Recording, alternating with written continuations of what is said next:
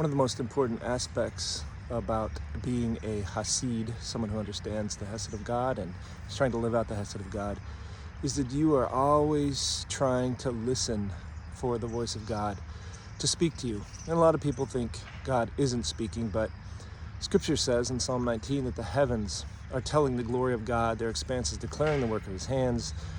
Psalm 29 basically says God is just roaring throughout creation. He's speaking all the time, but the problem is most human beings have shut down their listening apparatus.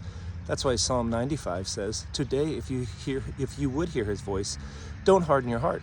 So God's always speaking. The question is, are we listening? And if we stop listening on one point, that kind of shuts down the whole process. That's called hardening the heart. So a Hasid wakes up in the morning, and like Jesus teaches us in Luke 10, they are sitting at his feet listening for his word. Jesus calls this the one necessary thing. So are you listening for the voice of God to speak to you today? And has he spoken to you already in some way, but you didn't want to hear it? You didn't want to listen. So you shut down your listening apparatus by hardening your heart. So we can complain and say, God, why are you not speaking?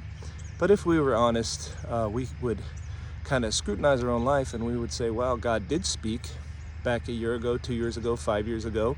And I just plowed forward on that career path, in that relationship, in that church or religion or whatever that God was trying to get my attention in, call me out of, call me away from, or call me to. And I just didn't have the courage to obey. So today, if you would hear his voice, don't harden your heart.